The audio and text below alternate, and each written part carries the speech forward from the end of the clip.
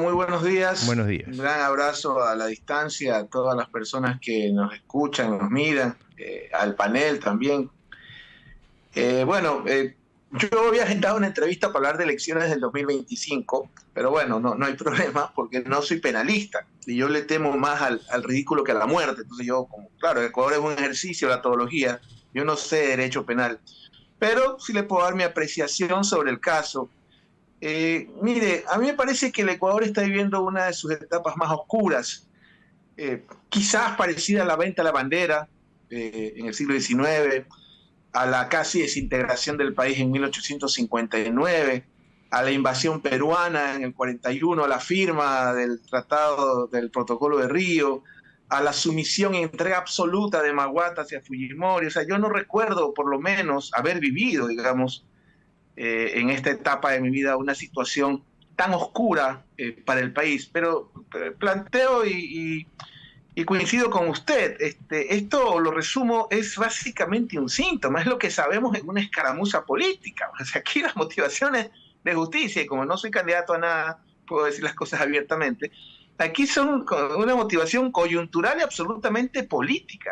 Es decir, ya aquí hay bandos en las autoridades, en los medios de comunicación, en la política. Es una cosa, lo que estamos viendo en la nación, a mí me tiene bastante triste, porque a diferencia cuando era docente de mi gran amigo Vicente Tallano, que esté presente, en esa época yo no tenía hijos, ahora sí tengo hijos, tengo un hijo, y realmente no me gusta este país en lo que se ha convertido. Se ve Un país diferente, ¿no? donde, Se ve diferente cuando donde tiene hijos uno.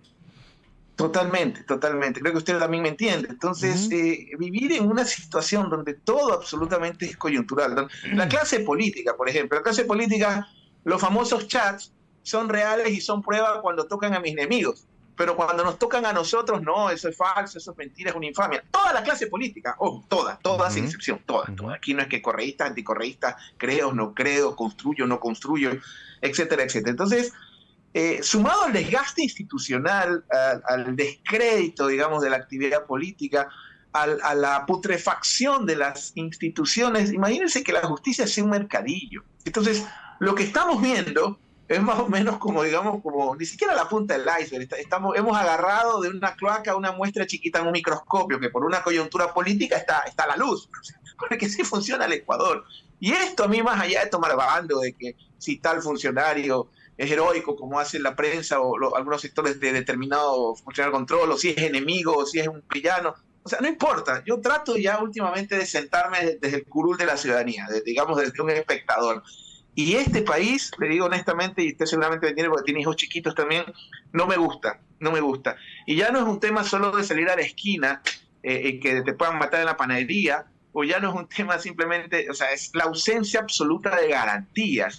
Y esto, mi querido amigo, que ya lo hemos venido hablando hace tiempo, ya no me siento un parámetro como Haití, sino quizás como Sudán del Sur. O sea, la Dios mío. institucionalidad en el Ecuador ha llegado a puntos, insisto, de las crisis más graves de nuestra historia republicana. Osvaldo, ya que usted tenía preparada la entrevista para el tema de los candidatos del 2025, hablemos primero de la izquierda. Un Pedro Granja que en lo personal creo que le va a quitar algunos votos al correísmo blando. Hablemos de un posible ISA, hablemos de Carlos Rabascal y hablemos del candidato que, según la Revolución Ciudadana, todavía no está definido. Bueno, en ese tema me siento más conocedor. Últimamente no sé si más cómodo, mi querido amigo. Así está la política en nuestro país. Así es. Mire, a mí me parece, y bueno, y Vicente es politólogo, así que podemos hablar en los mismos términos con los profesionales. A mí me parece que la derecha es algo súper interesante, ¿no? Más allá del neoliberalismo perverso, con sus cómplices, etcétera. Me parece que hay algo súper interesante, que es una consolidación, que es raro en política, que se llama la teoría de las coaliciones. Eso ha logrado, digamos, llámelo usted neoliberalismo, derecho, centro derecha, conservadurismo, los últimos dos procesos electorales. Y ese es un ejercicio súper interesante, porque esta tendencia, indistintamente de las razones, que si es por el odio a Correa, por el miedo a Correa, por lo que sea, han logrado consolidar en las primeras vueltas como su primaria y hacer una suerte de coalición que ha dado resultado en dos ocasiones, tanto con Guillermo Lasso y con este joven presidente Daniel Noboa, que tiene de izquierda lo que yo de fan de Milei, pues, ¿no? Ahora, ¿qué pasa dentro de la banda de estas candidaturas que usted me plantea? Claro, hay digamos, un favorito, entre comillas, pero en un país como el nuestro, donde la situación cambia en 2 segundos, yo no me confío tanto, y no existe cosa más frágil en un país como el nuestro que la popularidad. Recordemos la popularidad de Lasso con la vacunación.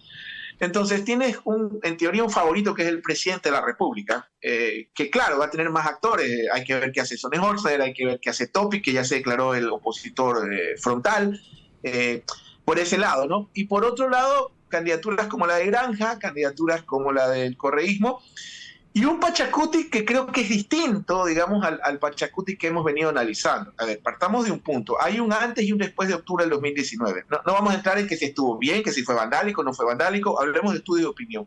En los estudios de opinión de septiembre del año 2019, cuando usted preguntaba, ¿votaría por un candidato indígena? Te decía el 3% que sí. A partir de noviembre del 19, eso se disparó al 20-18%. Y eso a partir de la campaña del 20 hizo que valoraciones como la de Isa, Vargas y Yacu Pérez bordeen el 17-18%. Es decir, había ya un Pachacuti que en los resultados, más allá de los estudios de opinión, usted ya tenía la segunda fuerza parlamentaria, casi llega a la segunda vuelta, yo no puedo firmar un fraude, y fue la segunda fuerza en la elección seccional. Acuérdese usted, de la última elección seccional, el partido, movimiento que saca la segunda mayor cantidad de gobiernos locales fue el movimiento Pachacuti. No logra participar en la elección presidencial última, transitoria o interina, básicamente por un problema interno, donde, digamos, la llave de la casa se la disputaba entre el bando de Marlon Santi y el de Chunchún. Entonces, yo sí veo a Pachacuti, probablemente... Participó Yacu sin Pachacuti, pero participó Yacu, ¿no? Con una presencia importante ahí. Osvaldo, qué gusto saludarlo. Hola. Ese es otro punto interesante. Hola, querido Vicente. Los estudios de opinión siempre daban al candidato indígena, y hay un material que se los voy a compartir, que se hizo en la Flaxo, donde tuve el honor de participar. Los estudios de opinión nos decían, después de octubre del 19, que tanto Vargas, Isa como Yacu Pérez bordeaban el 17-18%. Cuando vemos el resultado del 21, lo que obtiene Yacu Pérez es 19 punto algo. Y ahí sí yo discrepo con algunos colegas que hablan de la figura, del ecologismo, etcétera, etcétera. Tal es así el respaldo. Hay dos casos que son interesantes, que para mí hay una lectura errónea, que es el de Herbas, que es TikTok, y el de Yacu Ecologismo. Que cuando participan tanto Yacu como Herbas, sin el apoyo de estas fuerzas políticas, Herbas no llega al 1% y Yacu con suerte llega al 4%. Ojo con ese detalle. Sí, Osvaldo, una consulta ahí. Solo una precisión.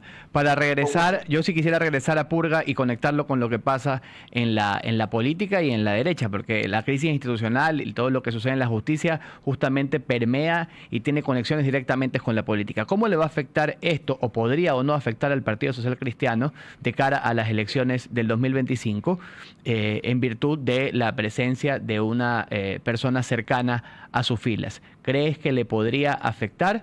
¿Qué relación tendría esto con al parecer, ya anuncio de la candidatura de Jan Topic, y cómo se reconfigura esa derecha? A ver, el correísmo tuvo primero en contra una operación para declarar a los corruptos. Entonces, repentinamente te decían que se robaron 70.000 millones, y cualquier letrado de economía sabe que la masa monetaria del Ecuador son 35.000 millones. A mí me es difícil entender cómo, no hablemos de honestidad, digamos, o de si es que robaron $1 o $1 millón. Pero es difícil que alguien se robe 70.000 millones. O sea, porque lo voy a conectar con el presidente. Después ahora hay una operación para declarar a los narcotraficantes, que es más denso que te declaren ladrón, ¿no? Entonces, en el caso del Partido Social Cristiano, me parece a mí que Nebot sabiamente entendió, y a un costo muy alto personal después de la derrota de Bucarán, que el espacio para poder estar dentro de la gobernabilidad o de la jugada, digamos así, fue el espacio parlamentario. Y el Partido Social Cristiano ha salido muy bien parado. Digamos, pusieron en el poder a Lasso, gobierno para mí el más impresentable de la historia por los indicadores. Mira lo que está convertido el Ecuador, el país más violento de la región. Mira lo que pasó en el SNAI. Lo que pasa es que hay, digamos, no hay pues una cobertura más amplia. Mira lo de Luque, porque no regresa. Entonces, a pesar del Lazo, ¿ya? Y a pesar de habernos salvado 2 veces de su destitución, el Partido Socialista sobrevive, porque siempre consigue o un cuadro o un aventurero que logra financiar la operación para ser candidato a presidente y obtiene, digamos, los parlamentarios indicados. Entonces, en un pueblo de memoria corta, claro que afecta a su imagen, pero después de lo de Lazo yo veo bastante complicado o difícil que el Partido Social Cristiano, si no es Topic, será, no sé, un Ross Perot a criollo, otro Daniel Noboa a criollo, y obtendrá lo que siempre han buscado, que son una cuota de 15 a 18 parlamentarios. Entonces sí, creo que hay una afectación al partido, creo que hay una afectación. Es difícil creer, digamos, que una persona tan cercana no lo sepa, ¿no? Es como cuando hay escándalos de que el director de tal departamento, de tal funcionario estaba en tal... Yo tenía un cliente, por ejemplo, en Venezuela, que un día había una nómina paralela de 2.000 funcionarios, y yo le pregunté en este caso al gobernador si él sabía eso, y me juró por los huesos de su madre que no,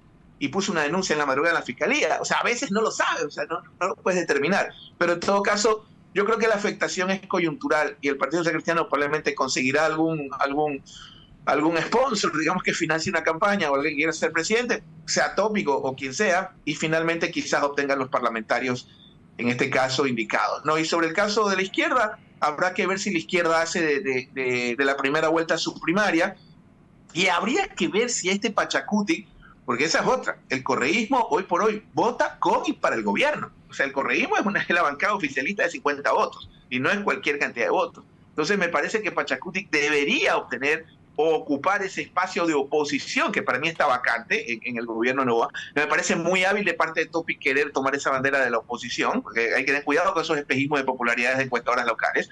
Y segundo, y creo que es lo más importante, ver también cómo corre, ¿no? Porque Pachacuti tiene el gran problema de proyectarse como movimiento étnico, y hay sectores, sobre todo las clases medias, legítimamente, que le tienen mucho miedo, mucho rechazo y reacción a ISA. Entonces ya les correspondería a ellos un poco, no sé si la palabra es moderarse o proyectarse como una fuerza que, sin claudicar, todavía, digamos, defiende estos principios que ellos plantean. Osvaldo, muchísimas gracias por haber estado esta mañana en Así Amaneció. Claro, su comentario, su definición. Así que le agradecemos mucho por haber estado el día de hoy. Veremos cómo avanza.